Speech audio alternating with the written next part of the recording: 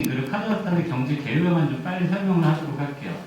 우선 여러분들 그 지도를 좀 다 보셨겠지만 카자흐스탄, 우즈베키스탄, 키르기스탄, 그리고 투르크메니스탄, 타지키스탄 이렇게 나라들이 있는데 지도가 물론 항상 정확한 건 아니지만 면적으로 봐서 가장 큰 면적이 카자흐스탄이죠. 그렇죠?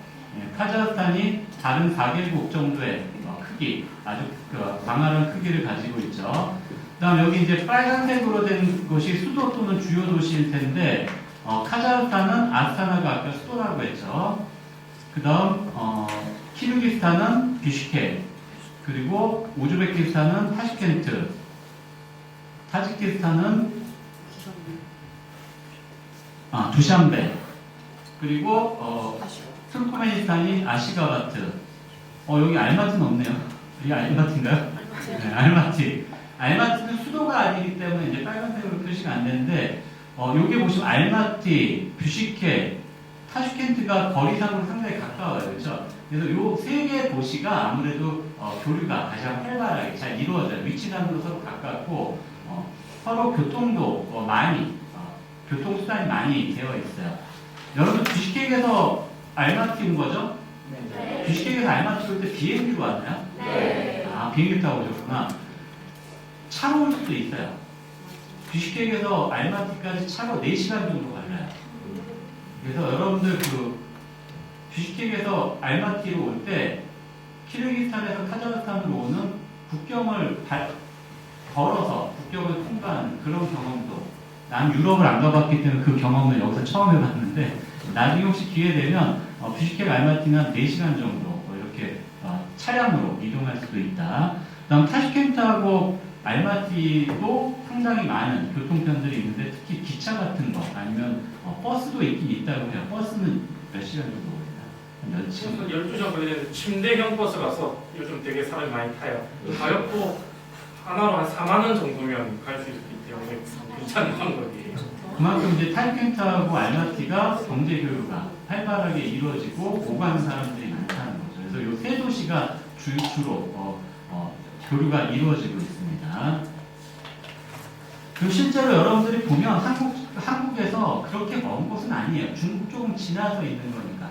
아마 이제 심리적으로 이 중앙아시아를 우리가 따로 공부해 본 적이 거의 없고, 실제 정식 수교에서 교류한 거는 30년밖에 안 된 거죠. 1992년부터 수교가 이루어졌으니까 중앙아시아 국가들과. 네. 우선 우즈베키스탄은 한반도의 2배면 한반도, 그러니까 한국과 북한의 면적의 2배 정도 되고, 카자흐스탄은 한반도의 12배. 그러니까 카자흐스탄이 상당히 크다는 걸 알 수 있죠. 그래서 카자흐스탄은 아마 세계에서 6번째인가 인구권 9번째로 땅이 큰 그런 국가입니다. 그 다음 키르기스탄은 한반도와 비슷하고, 타지키스탄은 한반도보다 좀 작고, 그리고 투르크메니스탄은 한반도보다 한 2배 정도 큰 이런 면적을 가지고 있는데, 인구를 한번 보면 이 인구가 몇 년 전 거라서 조금 안 맞지만 어쨌든 우즈베키스탄이 가장 많아요. 3,500만에서 4천만 명 사이라고 해요. 지금 한 4천만 명 가까이 된다고 해요. 그 다음 카자흐스탄이 지금 한 2천만 명 조금 넘는다고 하고, 그 다음 키르기스탄, 타지키스탄, 투르크메니스탄은 10만 명이 안 되거나 1000만 명 정도. 그러니까 이 다섯 나라를 다 합쳐도 한 8천만 명 정도 뭐 이렇게 될까 말까 한 그런 정도 수준이에요. 근데 인구를 보면 인구가 가장 많은 곳은 결국 우즈베키스탄입니다.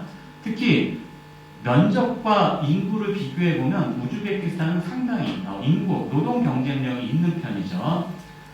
그래서 타슈켄트도 여기에 지금 286만 명으로 써 있는데 거의 350만 명 정도를 지금 이야기한다고 해요. 타슈켄트 다녀와서 알 거예요. 도시 규모나 이런 거 보면 한국의 웬만한 중소도시보다는 훨씬 큰, 대구, 광주 이 이상 되는 그 도시 규모를 아마 보셨을 거예요. 여기 지금 아스타나는 138만 명 정도 얘기하는데, 실제로 아스타나는 가보면 이 인구가 허수인 경우가 많아 한 100만 명 정도 생각하면 될 것 같고, 알마티가 지금 한 200만 명 정도. 그러니까 카자흐스탄에서는 알마티가 중심인 건 맞고, 중앙아시아에서 가장 큰 도시는 타슈켄트고, 이렇게 생각하시면 좋을 것 같아요. 비시케크, 두샨베, 아시가바트는 100만 명 내외 정도. 근데 생각해보면 비시케크는 600만 명 중에 120만 명이 비시케크에 모여 있는 거니까 나머지 도시들은 상당히 발달이 안 돼 있는 편이라고 볼 수 있겠죠. 뭐 두샨베나 그 아시가바트도 마찬가지로 수도에 인구의 10% 이상, 한 20%, 30%가 모여 있으면 나머지 도시들은 그 규모가 작을 수밖에 없죠. 그다음 우즈베키스탄, 카자흐스탄, 키르기스탄, 타지키스탄, 투르크메니스탄 다 민족들이 자민족이 70에서 80% 정도 되지만 나머지 민족들도 상당히 많은 비중을 차지하고 있는 것을 알 수 있습니다. 특히 카자흐스탄은 카자흐인이 70%지만 나머지 민족도 러시아, 우즈벡, 우크라이나 이런 여러 민족들이 골고루 많은 비중을 차지하고 있는 걸 알 수 있어요. 근데 이 비중도 좀 최근에 이 정도가 된 거지 독립 직후에는 카자흐인 비중이 50%가 좀 넘었다고 해요. 그러니까 카자흐스탄도 러시아인들이 러시아로 돌아가고 그리고 나머지 소수 민족들이 뭐 다른 나라로 떠나거나 뭐 이래서 지금은 카자흐인이 70% 정도 되지만 그 전까지는 정말 다민족 국가들, 그래서 민족들 간의 갈등 해소가 가장 큰 중요한 문제였습니다. 이 중에 이제 고려인들도 나라마다 조금씩 있는데 0.6%라고 우즈베키스탄은 0.6%의 고려인이 있다고 하는데 보통 한 15만 명에서 18만 명 정도의 고려인이 있다고 해요. 그다음 카자흐스탄에는 0.6%라고 하는데 한 12만 명 정도의 고려인이 있다고 이야기를 하고 있습니다. 그리고 키르기스탄에 한 1만 명 정도, 그리고 타지키스탄, 투르크메니스탄은 고려인의 비중이 굉장히 약해서 한 1000명 이내, 1000명, 2000명 정도 수준의 고려인이 있다고 합니다. 여기에서 여러분들 그 타지크인은 그 나머지 4개 민족들과 좀 다른 민족이에요. 그러니까 나머지 4개 민족이 아시아 민족에 가깝다고 하면, 우리가 흔히 말하는 몽골계 민족에 가깝다고 생각하면, 이 타지키스탄 민족은 이란 쪽 민족에 가까워서 언어도 나머지 4나라의 언어와 이 타지키스탄의 언어가 좀 다른 편입니다. 그럼에도 불구하고 이슬람교의 영향력이 거의 90% 가까이, 한 100% 되는 나라도 있으니까 이슬람교를 기반으로 한 국가입니다. 여기에서 이제 카자흐스탄만 따로 특징을 이야기하면, 카자흐스탄은 면적에 비해서는 인구가 적은 편이에요. 그럼에도 어쨌든 2천만 명 정도의 인구는 있고, 대도시도 100만 명이 넘어가는 아스타나와 알마티가 있고, 그 다음 그 자민족 비중도 카자흐스탄이 가장 적은 편이죠. 그 다음 이슬람교 비중도 가장 적은 편이에요. 이슬람교가 60% 정도라고 하니까. 그럼 이슬람교, 여러분도 지금 카자흐스탄에서 아마 그 이슬람교라고 알고 왔을 텐데, 길거리에서 흔히 말하는 이제 그 이슬람 뭐 히잡이라든지 이런 것들을 거의 못 봤을 거죠. 그러니까 중동 쪽의 엄격한 이슬람은 아니고 좀 더 세속적인 이슬람이다, 이렇게 생각하시면 될 것 같아요. 술도 팔고, 이 사람들은 잘 안 먹지만 돼지고기도 먹을 수 있고 다 있긴 있습니다. 혹시 여기 그 중앙아시아 개황 설명한 부분에서 이 숫자는 조금씩 다를 수 있으니까 숫자는 여러분들 최신 업데이트된 숫자는 나중에 확인하더라도 혹시 이 중에서 그 궁금한 거 있나요? 이 5개국에 대해서? 우선 그 100만 명이 1000만 명이 안 되는 키르기스탄과 투르크메니스탄은 시장 가치가 상당히 작을 것 같아요. 그렇죠? 만약 여러분들이 여기 진출해서 뭔가 물건을 판다고 하면 팔 만한 물건이 있을까요? 혹은 어떤 마켓에 진출하면 좋을까요? 어떤 분야에 진출하면 좋을까요? 키르기스탄과 투르크메니스탄에 진출한다. 그 기업이 진출한다면 어떤 게 좋을까요? 키르기스탄 같은 경우에는 관광지원이 풍부하니까 관광 쪽으로 아마 생각해볼 수 있을 것 같고, 투르크메니스탄 같은 경우에는 천연가스 같은 자원들이 많으니까 천연자원 가공업 같은 거죠. 이제 한국 기업이 진출해서 물건을 판매하기엔 참 안 좋은 조건이, 그렇죠? 예를 들어 CU 편의점이 들어선다고 하면 키르기스탄이나 투르크메니스탄은 좀 어려울 것 같아요. 지금 카자흐스탄에는 지금 들어와 있다고 했고, 우즈베키스탄 같은 경우 인구를 보시면 거의 4천만 명 정도 된다고 하고, 타슈켄트 같은 경우 300만 명이 넘는 그런 대도시니까 이런 곳은 진출하기가 괜찮을 것 같아요.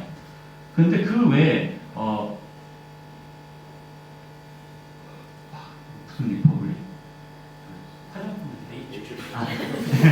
네이처 리퍼블릭? 네, 이런 회사가 진출해서 한국 화장품을 판다고 할 때 카자흐스탄에서도 나중에 여러분들 가보면 곳곳에 약간 그 화장품 회사들이 있어요. 그런 이제 매장들을 볼 수가 있는데 이런 것들을 진출한다고 해도 일단 인구가 어느 정도 뒷받침이 돼야 시장 규모가 뒷받침이 돼야 진출할 수 텐데 키르기스탄과 투르크메니스탄은 굉장히 어려울 것 같아요. 그렇죠? 그러면 다음으로 GDP도 한번 봅시다. 1인당 GDP. 1인당 GDP인데 1인당 GDP도 역시 이거는 수치는 조금씩 다를 수 있어요. 카자흐스탄은 1인당 GDP가 얼마로 되어 있냐면 14,000달러? 왜 이렇게 높아? 이게 지금 이게 환율이 지금 계속 변동이 있어서 지금은 12,000 정도일 것 같긴 한데 어쨌든 14,000달러라고 하는데 타지키스탄과 비교해보세요. 타지키스탄은 1,000달러가 안 돼요. 그렇죠? 그러면 이 두 나라에 진출할 수 있는 시장 분석을 할 때 당연히 차이가 날 수밖에 없죠. 1인당 GDP가 이렇게 차이가 나면 구매력에서도 차이가 날 것 같아요. 그렇죠? 우즈베키스탄은 2,000달러 수준, 그리고 키르기스탄은 1,300달러 수준. 투르크메니스탄은 12,000달러. 생각보다 높죠. 투르크메니스탄은 아까 얘기했던 그 천연자원을 기반으로 해서 외국과의 교류는 막고 그 수익으로 자국민들을 지원하는 복지정책을 펼쳤어요. 그럼에도 불구하고 이제 조금씩 여기도 이제 대통령이 여러 번 바뀌었고, 그리고 또 국민들도 아무리 막는다고 해도, 통제한다고 해도 점점 이제 외국과의 교류, 외국을 나가보고 이렇게 하다 보니까 정보가 인터넷을 아무리 막아도 어떻게든 다 알아보니까 점점 조금씩 개방을 해나가고 있다고는 해요. 그런데 어쨌든 여기에서 보시면 경제 규모로 봐도 카자흐스탄의 경제 규모는 어느 정도 이제 그 개발도상국을 지난 정도로 볼 수 있고 나머지는 아직 후진국 또는 개발도상국이 있고 뭐 이 정도로 볼 수 있을 것 같아요. 투르크메니스탄은 그래서 얼마 전에 그 대통령이 중앙아시아 순방할 때도 카자흐스탄, 우즈베키스탄, 투르크메니스탄을 방문을 했었어요. 네, 그 대통령이 순방할 때 투르크메니스탄을 방문했던 이유는 결국 자원 문제겠죠. 대통령을 한번 보면 우즈베키스탄은 대통령이 30년 넘게 2명 있었네요. 그렇죠? 카자흐스탄도 2명, 30년 넘게. 키르기스탄은 이게 몇 번째 대통령인지 모르겠는데 첫 번째 대통령부터 지금까지 아마 7명인가 8명 대통령이 있었을 거예요. 타지키스탄은 3명.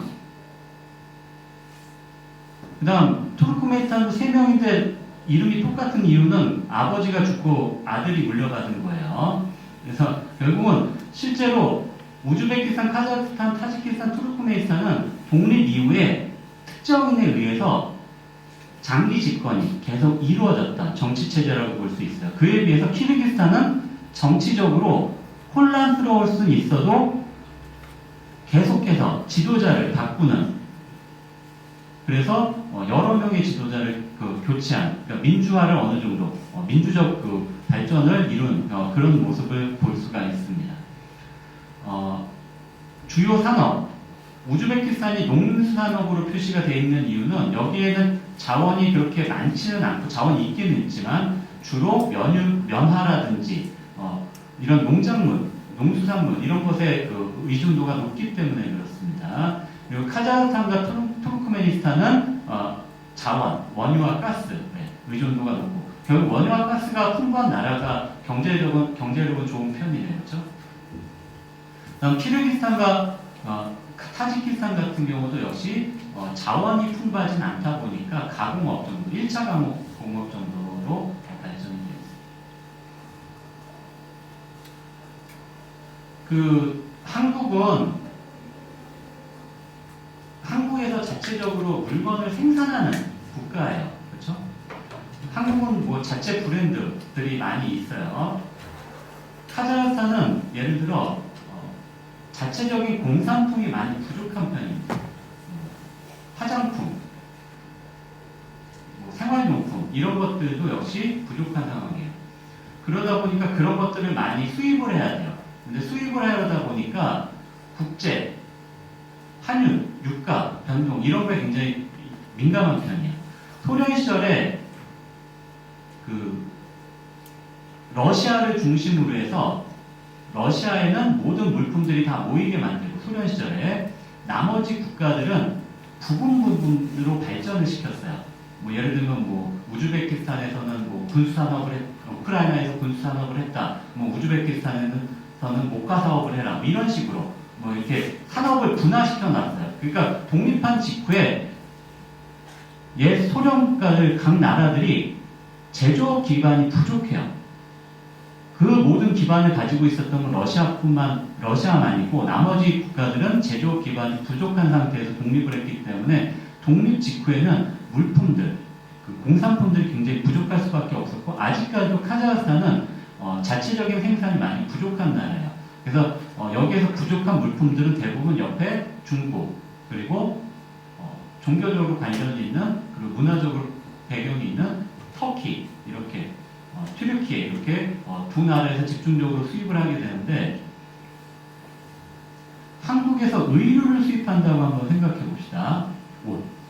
한국 요즘 브랜드들 의류 브랜드들 한국 자체 브랜드가 뭐 있을까요? 필라는 한국 브랜드라고 해야 되나? 네, 그런 거 수입한다고 했을 때 그런 브랜드들이 경쟁력이 있을까요?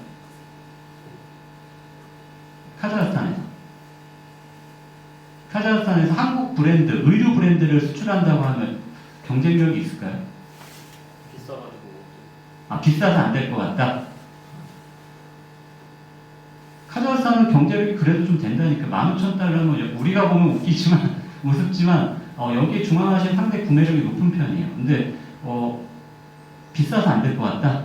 있을 것 같아요. 수입 브랜드가, 의류 브랜드 많이 있고, 나도 사실 잘 모르지만 의류 브랜드를 수출한다고 하면 카자흐스탄을 수출한다고 하면 잘 안 될 것 같아요. 그렇죠? 안 되는 이유는 일단 가격 경쟁력은 터키나 중국에 밀릴 거예요. 그리고 브랜드 가치로는 당연히 유럽에 밀릴 것 같아요. 그렇죠? 그럼 그때 한국이 할 수 있는 정치 그 방향이 뭘까요? 이제 그런 게 바로 시장 개척이잖아요. 근데 사실 저는 의류 산업은 잘 모르겠고 화장품 산업은 어느 정도 성공을 했어요. 화장품 산업이 처음에 진출할 때 방금 이야기했던 똑같은 내용이에요. 가격 경쟁력은 중국이나 터키에 밀릴 것 같고 브랜드 가치는 유럽에 밀릴 것 같고 그래서 화장품이 여기서 성공하지 못할 것 같았는데 어느새 여기 지금 한국 화장품들이 상당히 많이 진출해 있어요. 그 이유는 우선 가장 큰 이유는 제품의 특징이 제품이 어느 정도 우수하기 때문에 품질이 우수하기 때문에 그러겠죠. 그리고 두 번째가 바로 문화의 힘인 것 같아요. 결국 이제 그 한류의 도움이 이럴 때 컸었던 것 같아요. 한국식 화장법, 한국식 화장품 사용법 이런 것들이 아마 이제 어느 정도 퍼지면서 한국 화장품들이 진출에 성공했었던 것 같아요. 아마 의류 브랜드도 저는 불가능한 얘기는 아닐 것 같아요. 그러니까 한국 그 브랜드 예를 들어 유명 연예인이 뭐 한국 브랜드 그 옷을 입고 방송에 출연한다 뭐 그랬으면 그 브랜드가 점점 알려지겠죠. 근데 텔레비전에서 그 PPL은 왜 이렇게 막는 거예요? 그 간접 광고 해도 되지 않나? 차라리 가리는 게 이상하지 않나? 그러니까 오히려 그런 거 자꾸 노출을 시키는 게 오히려 낫지 않을까 싶을 때도 있어요. 그러니까 뭐 한국 브랜드들 이런 것들에 대한 지원 이런 것들이 많이 이루어지면 좋지 않을까 싶습니다. 네, 다음 카자흐스탄 경제에 대해서 이야기하기 전에 우선 카자흐스탄이 여러분들 한국으로부터 얼마나 가까운지는 한번 실제로 여러분들 그 지도를 통해서 한번 볼게요. 한국에서 중국을 지나면 카자흐스탄이요. 몽골을 지나면 카자흐스탄이요. 생각보다 가까워요. 근데 우리가 느끼기에는 저쪽 러시아 저쪽에 유럽 저쪽에 어느 나라 정도 수준으로 생각될 수 있을 것 같아요. 그러니까 실제로는 카자흐스탄과 직접 교류한 지 한 30년 조금 넘는 거다 보니까 아직까지는 우리에게 심리적 거리가 멀다고 할 수 있을 것 같습니다.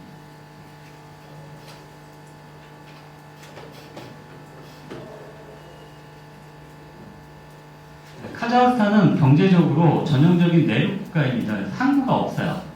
여러분들 항구가 없다고 하면 물류를 이동할 때 어려움이 있어요. 여러분들 물류 이동에서 가장 저렴한 것이 바로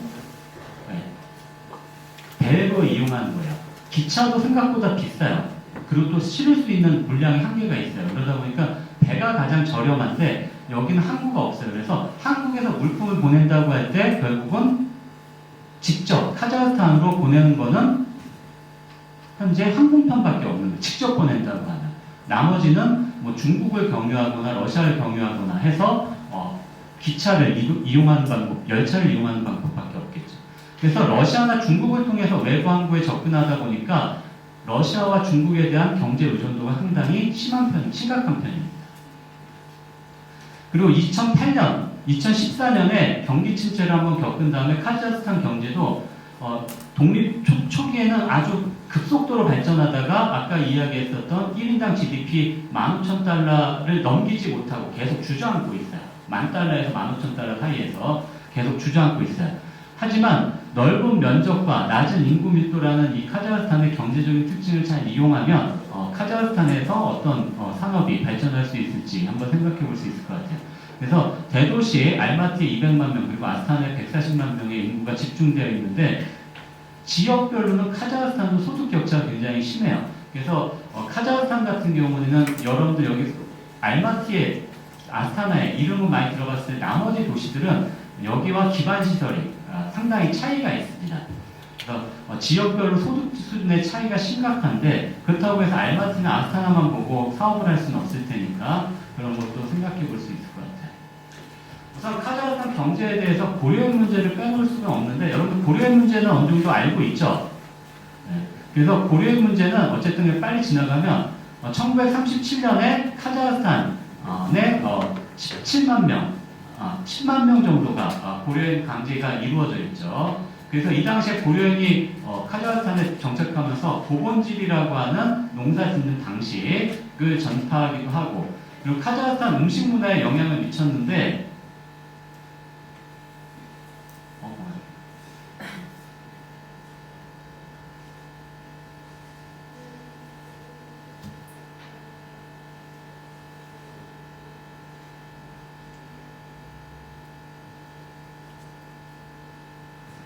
여기 보시면 이제 그 알마티에 있는 그 질료니 바자르, 그린 바자르라는 곳인데 여기 샐러드들 보이나요? 사진이 잘 안 보이려나? 요 샐러드들이 고려인들이 만들어서 파는 샐러드들이에요. 원래 카자흐 민족이 유목민족이다 보니까 거의 육식, 고기류만 섭취하다가 샐러드가 거의 발전 안 돼 있었는데 뭐 당근 김치라든지 이런 여러 가지 나무를 이용한 음식이라든지 이런 것들을 그래서 여기 그 질로니 바자라는 곳에 가면 여기 그 샐러드 코너는 거의 대부분 고려인들 혹은 고려인들과 관계 있는 사람들이 파는 한국식 근데 이제 중앙아시아된 한국 그 반찬들 이런 것들을 팔고 있습니다.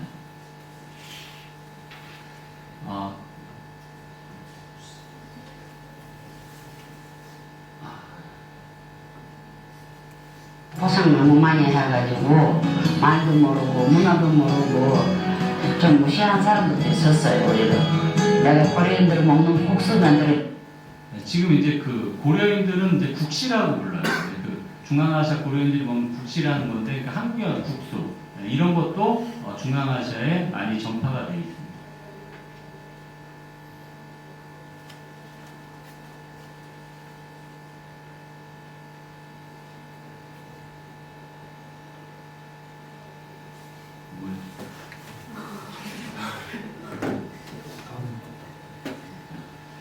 그 다음 이제 그 카자흐스탄 내 한국 문화, 대중문화의 영향력인데 아까 이야기했던 이제 1990년대 초기에 한국 드라마들이 카자흐스탄의 텔레비전에서 계속 방영이 됐었어요. 그래서 많은 인기를 얻었는데 몇 년 전부터는 카자흐스탄도 이제 자국 방송을 발전시키기 위해서 한국 드라마 방영을 제한하고 있어요. 그래서 최근에는 이제 많이 방영이 줄었지만 이제는 젊은 사람들이 인터넷을 통해서 유튜브를 통해서 뭐 알아서 한국 방송들을 다 찾아보고 있죠. 텔레비전 드라마를 이제 텔레비전으로 보는 것이 아니라 인터넷 통해서 유튜브를 통해서 알아서 잘 보고 있습니다. 그리고 K-팝의 열기는 뭐 중앙아시아에서도 크고요. 네, 이제 그 K-팝 커버 댄스 뭐 공연 뭐 이런 걸 했었다고 하네요. 2023년에 계속 이제 네, 우선 문화산업, 대중문화가 지금 어느 정도 그 카자흐스탄에 영향을 미치고 있고, 그다음 건설, 초창기 때 알마티 그 아스타나에 아파트 건설할 때 한국 기업들이 진출을 했었어요. 그런데 이제 그 아파트 건설 붐이 지난 다음에는 최근에는 도로나 항만, 플랜트 건설에 참여를 하고 있습니다. 그래서 그 알마티에는 그 애플타운이라는 곳을 우린건설이 건설을 해서 한국식 아파트, 그리고 아스타나에는 동일토건에서 타이빌이라고 하는 한국식 아파트를 건설을 했습니다. 근데 최근에는 이제 그 도로나 항만, 그래서 건설에 도로공사라든지 SK건설 이런 곳에서 참여를 하고 있습니다. 그 다음 뷰티, 의료산업 또 이제 최근에 진출이 잘 이루어져서 활발하게 진행이 되고 있는데, 해마다 많은 의료 행사 그리고 뷰티 행사 이런 것들이 있어서 뭐 뷰티 엑스포 이런 것들이 있고, 페이스샵 아까 이게 생각이 안 나서 이 페이스샵이 아마 이게 메가센터에 있는 것 제가 사진 찍었던 것 같은데, 메가센터라고 하는 큰 쇼핑몰 내에 이렇게 페이스샵이 이렇게 입점해 있습니다. 그리고 이거는 이제 뷰티 엑스포 할 때 모습입니다. 한국관이 이렇게 크게 자리에 있습니다. 그래서 아까 이야기했듯이 화장품 산업이 처음에 진출을 못할 거다. 한국 브랜드로서는 이 중앙아시아에 자리 잡지 못할 거다 했는데, 최근에는 어느 정도 자리 잡고 크게 확산되고 있는 걸 알 수 있습니다. 다음 의료 산업은 한국의 의료 관광 이 카자흐스탄에 차지하는 비중이 꽤 있어서 의료 관광 유치 이런 것에도 한국 병원이라든지 대학에서 많이 활동을 전개하고 있습니다. 식품 음료는 뭐 초코파이, 도시락, 라면 같은 거 아까 이야기했었죠. 그래서 이제 그 실제로 여러분들 보시면 지금 여기 지금 이게 여기 이제 한 쇼핑몰에 가서 그 슈퍼마켓에서 찍은 모습인데, 이 라면들이 다 한국 라면들이 이렇게 진열되어 있는 모습을 볼 수 있어요. 그리고 여기는 지금 라핫이라고 하는 이제 카자흐스탄 전통 초콜릿 브랜드인데, 과자 브랜드인데, 이걸 롯데가 인수했어요. 롯데가 인수해서 롯데 라핫. 그래서 여러분들 혹시 그 슈퍼마켓 같은 데 가보면 카자흐스탄이라는 초콜릿이 있어요. 그 카자흐스탄이라는 초콜릿이 이 라핫이라는 회사 건데, 그 롯데가 인수해서 롯데 라핫입니다. 그래서 이 롯데가 라핫 그 유통망을 이용해서 초코파이도 팔고 있고 롯데 과자들을 판매하고 있어서 슈퍼마켓 같은 데 가보면 롯데 초코파이라든지 오리오 초코파이 원래 많이 진출해 있었고 롯데 과자들 볼 수가 있을 거예요. 자, 그래서 카자흐스탄과 한국의 교역량이 2007년에는 8억 달러에 불과했지만 2020년에는 60억 달러가 넘는 것으로 발전했죠. 한국의 수출은 5억 달러에서 16억 달러로 그렇게 크게 늘지 못했는데, 카자흐스탄에서 한국으로의 수출은 한국의 수입은 2억 달러에서 48억 달러로 크게 늘어났습니다. 이 이유는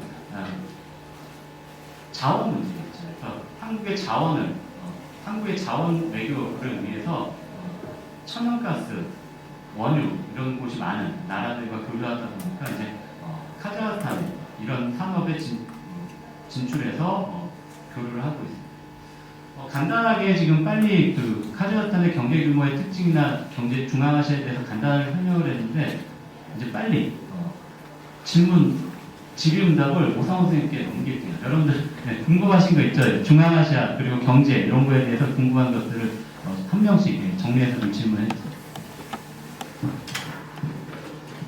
예, 질의응답 시간이기 때문에 여러분이 편한 그 생각으로 질문하는데, 왜냐면 여러분 지금 이름이 유라시아 청년 아카데미예요? 맞아요? 저는 여러분들의 선배예요. 저는 몇 년인지 기억도 안 나는데, 저는 똑같이 KF에서 저도 그거였거든요. 근데 그때 이름은 유라시아 청년 아카데미가 아니라 한 중아시아 협력 포럼 청년 서포터즈였어요. 제가 그때 2기로 들어갔거든요. 그래서 여러분 똑같아요. 그래서 여러분 편한 마음으로 질문하시면 되고요. 그때는 해외로 나가지 않았어요. 한국에 있는 중아시아 문화 요소들을 찾아서 저희가 탐방 다니는 거였어. 그래서 이태원 가서 중아시아 음식점 가고, 그 다음에 또 뭐 한국에 있는 가정인들 만나고 이런 식으로만 활동했었는데 지금 여러분들은 되게 좋아진 것 같아요. 라떼는 그랬어요. 그리고 질문 아까 하다가 중간에 그만뒀는데요. 아까 이제 학생 이름 기억 안 나지만 다시 카자흐스탄으로 우수한 인재를 불러들여서 정착할 수 있는 방법을 질문하셨는데요. 대표적으로 유일하게 꾸준하게 지금 15년 이상 지속되고 있는 프로그램이 볼라샥이라는 프로그램이 있어요. 카자흐어로 미래라는 뜻이거든요. 그래서 대학생들 보통 우수한 인재들을 뽑아서, 물론 우수한 인재들이 약간 집안도 좋은 점도 있긴 하지만 그런 것들 떠나서 우수한 인재들, 약간 뭐 외국어도 잘하고 기본적으로 학점이 좋은 학생들을 한 학교에 거의 한 명, 아니면 우수한 대학교는 좀 많을 수도 있겠죠. 그런 식으로 선발해서 볼라샥 장학 프로그램이 있어요. 그 친구들을 학부를 마치고 외국으로 보내요. 소위 말하는 선진국으로 보내는데 아쉽게도 한국은 없어요. 보통 미국이나 서유럽 쪽으로 보내는데 그 장학생들을 모두들 다 지원해줘요. 항공료라든지 학비라든지 다 해주고, 대신에 석사학위나 박사학위를 마치면 카자흐스탄에서 최소 5년 동안 근무를 시켜요. 그게 의무이기 때문에 그렇거든요. 그래서 그 우수한 인재들이 보통 공공기관에서 활동을 하게 돼요. 그게 유일하게 아까 질문하신 졸업 이후에 관리한 그런 프로그램이 가능하다고 볼 수 있어요.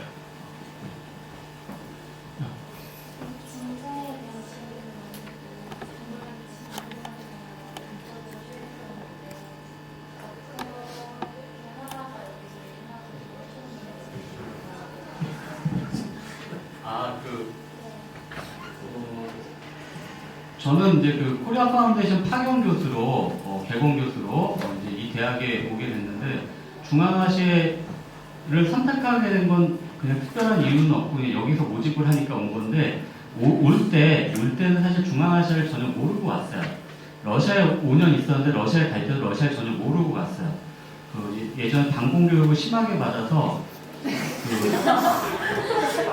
파이링 국가라고 알고 그 가면 안 되는데 막 이러고서 어떻게 가긴 갔는데 그 외국에 나가서 많이 바뀌었어요. 우리가 여러 나라를 봐야 되는 이유가 이런 거구나. 나도 이제 국어학을 전공하다 보니까 민족주의 성향이 좀 강했는데 한국이 좀 더 발전하기 위해서는 편협한 민족주의보다는 국수주의보다는 넓은 세계적인 안목을 키우는 것이 필요하겠다. 그리고 나도 개인적으로도 많이 성숙한 기회가 됐던 것 같아요.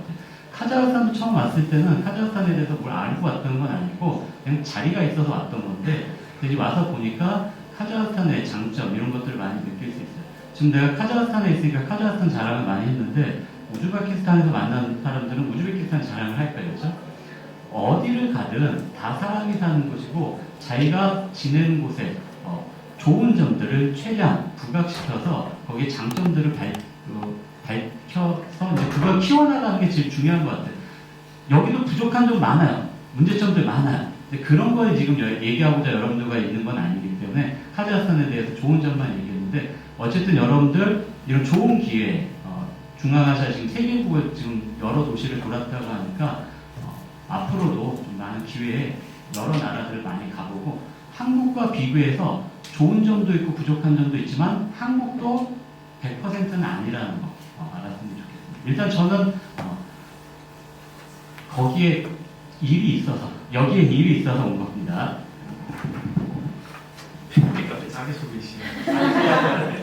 중앙아시아 전공한 거를 왜 전공했는지 물어보는 저는 이제 대학교 선택할 때 좀 희소한 걸 하고 싶은 생각이 있었거든요. 고등학교 마치고. 그래서 아프리카학을 전공할까 중아시아 쪽을 전공하다가 중아시아학을 전공하게 되었어요. 그래서 그때는 한국 외대밖에 없었긴 해요. 그래서 제가 한국 외대 카자흐 전공 3기거든요. 그래서 한국 입학에 4학년 선배가 없었어요. 그때는. 그래서 그저 안 좋은 점일 수도 있죠. 선비들이 없으니까요. 그래서 입학을 해서 그 당시에는 카자흐어만 있었어요. 그래서 제가 4학년이 됐을 때 우즈베크가 처음 생겼거든요.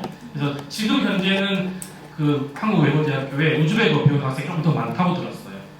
왜냐하면 시장성이 좋으니까 아무래도 그런 것 같고요. 아무튼 그런 마음으로 가지고 입학했으니까 아무래도 계속 공부를 하고 싶어서 계속 그 카자흐 문화 전공이거든요. 저는 언어 전공은 아니에요. 그래서 석사, 박사 공부까지 했고 이제 그 한국외대 쪽에서 연구원으로 있다가 그 한국학 중앙연구원 이런 게 있죠, 성남에. 거기서 저희 아까 슬라이드에 소개되어 있었지만 짧게 그 중액사업이라는 육성 사업이 있어요. 외국인 한국학 지원 프로그램인데 거기에서 이제 저희 학교가 선정이 되었고 거기서 전문가 초빙 TO가 있어서 우연하게 왔어요. 저는 오려고 한 건 아니고 마침 교수님도 계시고 마침 TO도 나와서 그렇게 왔고요. 원래는 1년만 있다 가야지라고 생각했는데 학생들도 너무 좋고 문화 좋고 또 제 전공이도 해서 너무 좋아서 계속 있어서 지금 3년이 넘어갔어요. 앞으로도 계속 있을 것 같긴 하거든요. 여기는 대학교의 교원들이 정년이 없어요. 한국은 66살까지 정년인데 여기는 죽을 때까지 할 수 있거든요. 근데 아까 교수님 말씀하셨듯이 서두에 물론 그 임금이 좋진 않아요.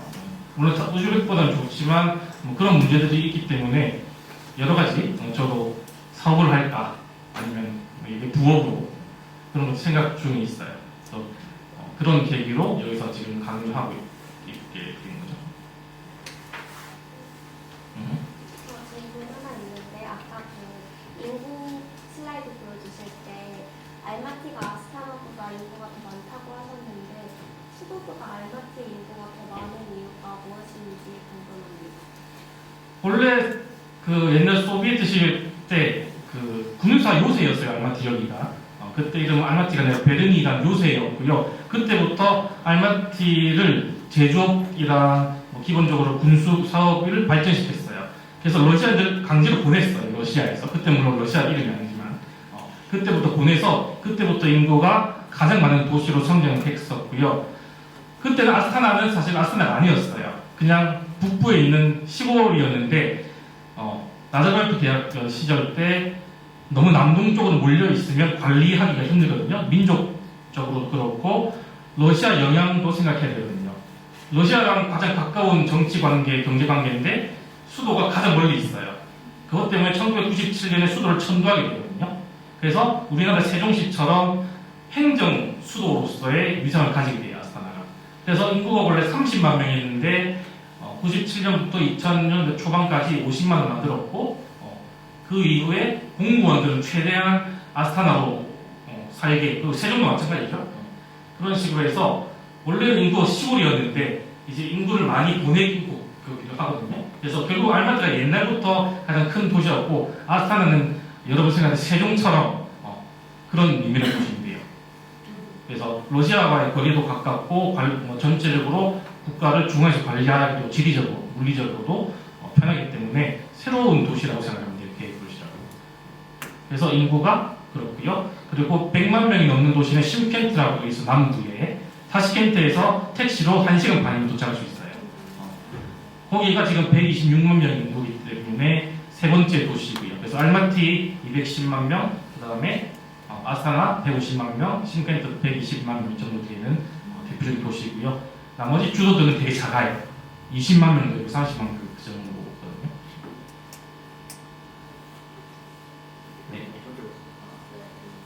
카자흐스탄도 중앙아시아가 전반적으로 제조산업 자체가 약하다고 알고 있는데 그래도 이 부분을 위해서 보강하기 위해서 나라에서 좀 많이 노력을 하고 있을 것 같아요. 혹시나 카자흐스탄 내에서 그나마 조금 활성화되어 있는 경공업이라던가 이런 분야가 있을까요? 그거 아시는 것처럼 제조업이 지금 부실해요. 10년 전까지만 해도 여러분 화장실 쓰는 두루마리 휴지도 수입했었어요. 만들 수 없어서. 그래서 국민들도 그걸 알고 있어요. 왜 알마티는 쇼핑몰만 큰 거 좋은 거 만들고 공장을 만들지 않느냐는 불만이 지금 나오고 있거든요.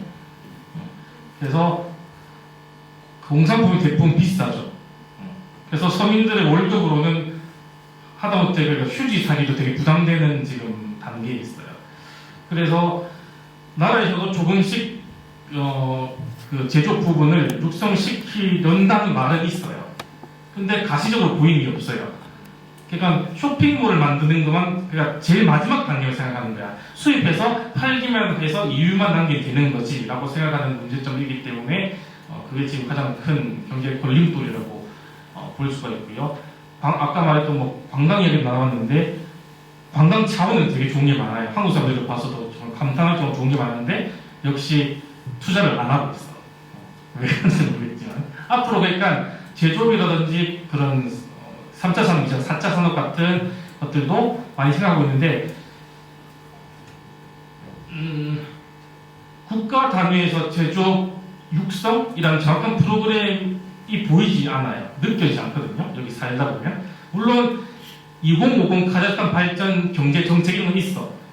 거기 보면 분명히 경제 산업 발전, 그 다음에 교육 발전, 그 다음에 4차 산업 이런 것들 다 나와 있긴 한데요. 아직 국민들이 실제로 느끼기에는 부족한 게 있는 단계라고 볼 수 있을 것 같아요. 그래서 기본적인 물건들, 이제 휴지 만들 수 있어요. 그런 것들이라든지. 근데 한 가지 문제는 중국이 갑자기 확장됐다는 거예요. 여러분 한국에서는 알리는 테무 쓴다면서요. 여기는 그 핑도도라는 걸 많이 써요. 왜냐면 값이 싸잖아요. 여기서 공산품 너무 비싼데 중국에서 주문하면 10분의 1 가격에 그걸 살 수 있거든요. 그리고 지리적으로 바로 화물차로 올 수 있어요. 그래서 인터넷으로 주문한 다음에 5일만 기다리면 그 10분의 1 되는 가격의 물건이 여기 도착할 수 자기가 받을 수 있는 거거든요. 그런 식으로 제조업이 더뎌지게 되는 그런 요소들도 더 늘어나고 있어. 그래서 제조업 부족 부분은 아직 해결해야 될 문제가 많지 않을까 생각이 되네요. 그러면 혹시 그 휴지는 여기서 생산하고 있다고 말씀하셨는데 뭐 공제나 섬유 쪽으로 뭔가 활성화되고 있나요? 섬유는 말 그대로 그 카자흐스탄 중남부 지역의 목화 그러니까 1차 산업이 완전히 그런 것은 발전되어 있지만 결국 그 섬유 기술은 옛날에 튀르키예에서 받는 기술이거든요. 그래서 아무래도 그 고급 기술들, 섬유과 관련된 뭐 필요한 기술들은 대부분 결국은 튀르키예나 이런 쪽에서 받은 기술로 쓰고 특히 여러분이 쇼핑몰 가면 대부분 그 옷 브랜드들이 튀르키 브랜드가 많아요. 현지 브랜드는 카자흐 브랜드가 이제 생기고 있거든요. 근데 그 뒤에 보면 그 카자흐 브랜드를 보면 뒤에 그 태그를 보면 메이드 인 터키로 돼 있어요. 그 정도로 아직 많이 부족한 게 많다는 거예요.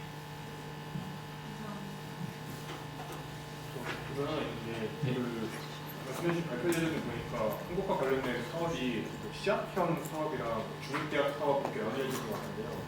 이 두 개의 사업의 주체가 누구이고 그리고 질적으로 어떤 차이가 있는지 알려주시죠. 그 지금 이제 한국학중앙연구원이라는 곳에서 한국의 한국학중앙연구원이라는 곳에서 해외 한국학 대학들을 지원을 해줘요. 해외 한국학 대학들을 지원을 해줄 때 우선 이제 그 대학의 수준이라든지 학생 수, 교원 수, 뭐 성과 이런 걸 기준으로 해서 시약형, 그러니까 시작 단계의 대학 지원, 그다음 중액대학, 어느 정도 성숙한 대학 지원 이렇게 구분을 해서 지원을 하는데 이 시약형을 지원받은 대학조차도 중앙아시아에서 아까 한 4개, 중앙아시아 전체에 한 8개 대학 정도라고 했었죠. 실제로는 이제 중앙아시아에서 한 40개, 50개가 넘는 대학들이 한국학을 하는데 그 중에서 한 8개 정도 대학이 시약형을 지원받았으니까 시약형은 한국학의 기반이 이제 갖추어져서 막 시작하려는 대학들 중에 그나마 괜찮은 대학들. 그럼 나머지 대학들은 그 정도 성과 기반도 안 되는 그런 대학이라고 봅니다. 중액대학은 중앙아시아에서 이제 우리 대학만 했었는데 학생 수라든지 교원 숫자 그리고 뭐 성과물 이런 것들이 안정적으로 계속해서 발전해 왔고 앞으로도 더 이 지역의 중심 대학이 될 만한 곳이다라고 해서 지원을 해주는 거죠. 그래서 이 지원은 한국학중앙연구원이라는 것이 자기들 돈으로 지원해 주는 건 아니고 이제 한국교육부 재원으로 해외 한국학을 지원해 주고 있는 거예요. 해외 한국학 대학들이 자체적으로 어떤 능력을 키워나가기가 좀 어려워. 심지어 서유럽이나 미국 같은 선진국에서도 한국학에 대한 지원을 한국에서 해주지 않으면 한국학과가 없어질 정도로 그 정도로 기반이 좀 약한 편이에요. 그러니까 이 중국학이나 일본학은 역사도 길고 그리고 그 나라에서 필요에 의해서 자생적으로 학문들이 발전했었다면 한국학이라는 것은 최근에 물론 한류라는 영향으로 많이 급속도로 번지긴 했지만 아직까지 한국의 국제적 위상이 중국이나 일본의 영향에 비해서 부족하기 때문에 한국에서 많은 지원을 해서 해외 한국학 대학들을 지원하고 있는 겁니다. 네, 팀 프로젝트 관련이랑 개인적인 질문 드리고 싶은데 먼저 저희 팀은 지금 한국의 유아용품을 수출하는 중앙아시아로 수출하는 그런 비즈니스 플랜을 세우고 있는데 아까 말씀해주신 것처럼 한국 제품이 중국과 터키에 비해서는 가격 경쟁력에서 좀 밀리는 측면이 있고 그리고 브랜드 가치에서는 유럽에게 좀 밀리는 측면이 있다고 짚어주셨는데 이런 상황에서 어떻게 한국 제품들이 포지셔닝을 하고 시장에 진입을 해야지 좋을지에 대해서 조금 더 조언을 듣고 싶다고 생각을 했었고 개인적인 질문은 제가 한국에서 중앙아시아 친구들 대상으로 한국어 교육 봉사 활동을 하고 있는데 혹시 한국어를 가르치시는 그 과정에서 특별히 중앙아시아 친구들에게 특화된 교수법이나 또는 팁이 있을지 궁금했습니다.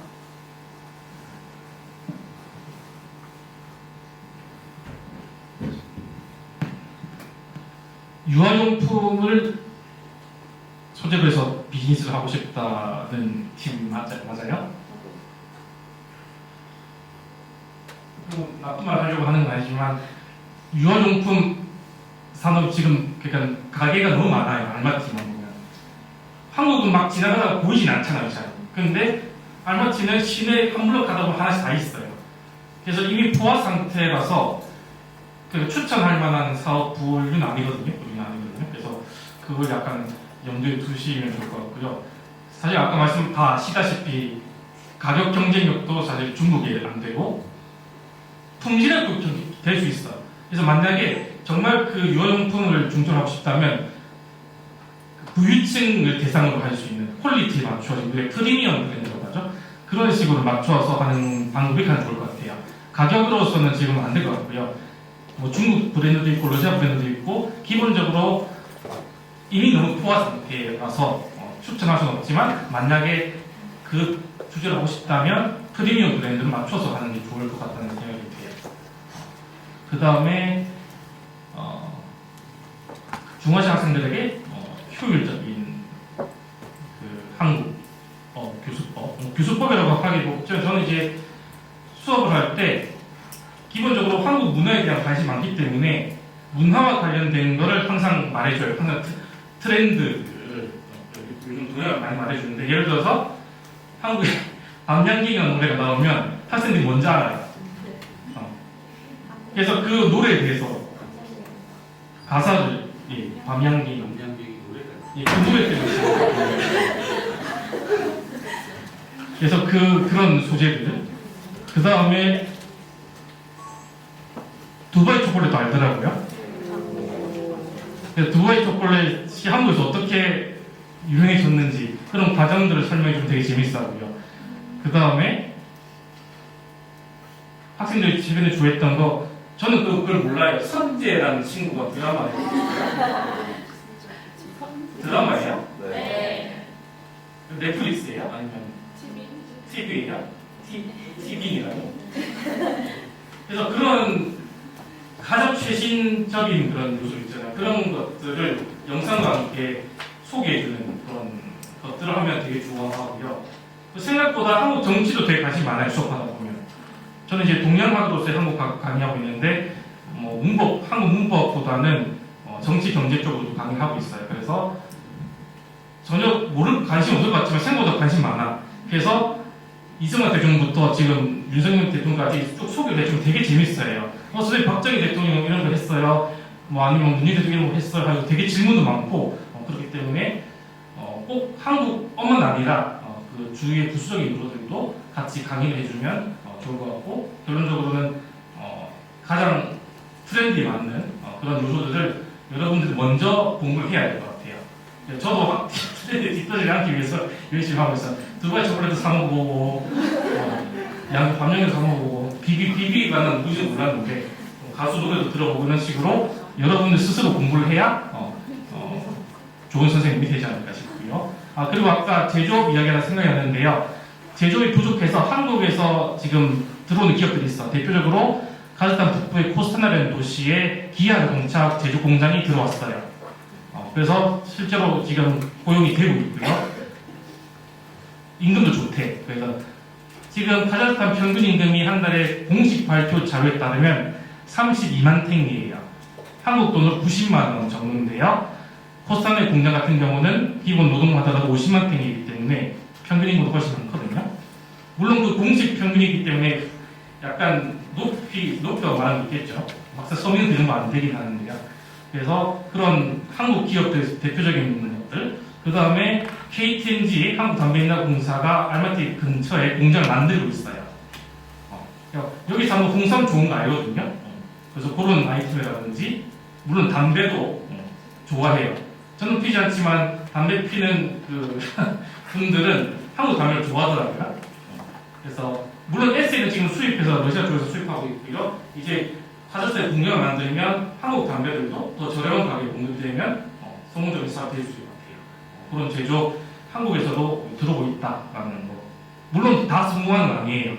망해서 많이 나가는 것도 많지만 현재는 그런 기업들이 제조업에 들어오고 있어요. 여러분들이 생각보다 시간을 금방금방 보내고 있는 것 같아요. 나는 밥 먹고 나서 다 졸릴까봐 아까 어떻게 하면 졸지 않고 이 시간을 보낼 수 있을까 했는데 다들 뚜렷하게 지금 자기들 생각을 가지고 이 시간에 임해주는데, 그러다 보니까 시간이 벌써 다 됐어요. 알죠? 시간이 다 됐는데 혹시 꼭 더 필요한 질문이 있으면 한두 개만 더 받고 마무리하고 잠깐 쉬었다가 우리 학생들도 서로 이제 대면식을 해야 되니까. 네, 마지막 질문에. 저는 카자흐스탄 금융산업에 대해서 말씀드리는데 한국 주요 시즌에는 우리 하나 국민에서 모바일 뱅킹 사용이 활발한지 궁금하고요. 그리고 한국에서는 모바일로 조출이나 개인 마우스 자산 관리를 가능한데 이러한 금융 서비스도 카자흐스탄에서 제공을 하고 있는지 궁금합니다. 금융 서비스는 유일하게 자신 있게 말씀드려주는 게 우리나라보다 좋아요. 여기서는 모두 QR코드로 계산할 수 있고요. 택시를 타서 현금을 주지 않고 바로 계좌에 이체해 줄 수 있어요. 대표적으로 가장 많이 쓰는 것들이 카스피은행이라는 곳이 있고요. 외국인도 쉽게 받을 수 있어요. 그래서 여러분이 만약에 나는 여기 한 달 있을 거야 하면 받을 수 있어. 그런 식으로 해서 대부분의 국민이 한 구자씩은 가지고 있고요. 카드는 여러 가지 쓸 수 있어. 그러니까 카스피은행에 가면 아이들을 위한 그 카드 한도가 있는 그런 카드도 있고, 가족 통장, 여기서는 플라스틱 카드가 필요 없어요. QR이라든지 스마트폰만 있으면 모두 다 해결되거든요. 물론 한 가지 문제는 인터넷이 잘 안 되는 곳에 가면 쓸 수는 없어요. 그런 문제 있고요. 대표적으로 카스피은행 모든 국민이 쓰는 은행이고요. 그 다음에 센트럴 크레딧이라는 은행, 그 다음에 주산은행, 주산방크라고 해요. 그 다음에 옛날에 가장 규모가 컸던 할럿방크라고 있어요. 우리나라 치면 이름이 국민은행 맞아요. 할럿이 국민은행이거든요. 그래서 그 은행들은 상대적으로 이제 카스피 은행에 조금 밀렸다고 볼 수 있지만 역시 스마트폰으로 다 돼요. 특히 한국과 달리 여러분이 예금을 하면 이율이 평균 14%예요. 그래서 여러분이 만약에 1,000만 원 넣어놓으면 6개월만 넣으면 140만 원 붙는 거예요. 그래서 금융 서비스 같은 경우는 한국보다 오히려 편한 시스템이 많긴 해요. 그래서 아까 말했듯이 모바일 상에서 그대로 신용 대출도 받을 수 있고요. 그 다음에 디포짓, 그러니까 예금, 그러니까 뭐 장기 정기 적금이라든지 예금도 스마트폰으로 다 해결할 수가 있어요. 카자흐스탄 유일하게 한국 분들이 잠시 오시면 카자흐스탄 정말 편하다고 해요. 한국 애들 막 택시 타고 카드 이렇게 단말기 넣고 결제하고 그러는데 여기서는 택시 기사들이 들고 다녀요. 그래서 표를 보여주면 찍을 못해요. 아니면 계좌번호 불러주면 그 가스비행의 어플 카드 번호로 아니면 전화번호도 돼요. 전화번호로 다 연동이 되어 있기 때문에 금융 시스템 부분은 굉장히 잘 되어 있다고 보시면 돼요. 물론 대신 대출도 쉬워요. 대출은 쉽지만 못 갚는 사람도 당연히 많겠죠. 그렇게 되면 그런 경우에는 그 구조가 막히기 때문에 신용 불량자도 물론 많은 상태예요. 그런 문제점도 있고 편한 점도 있다는 것인 것 같아요. 예, 지금 더 궁금한 거 있으면 오늘이나 뭐 내일 시간 될 때 식사할 때나 이렇게 물어도 좋고 아니면 뭐 연락처는 사실 공개하는 거 어렵지 않거든요. 관계자분께 우리 연락처 명함 있으니까 혹시 개인적인 질문 있으면 개인적으로 질문해 주셔도 좋고요. 우리 학생들 지금 장미자 선생님 우리 학생들 다 왔나요? 네. 밖에 기다리고 있어요? 네. 그러면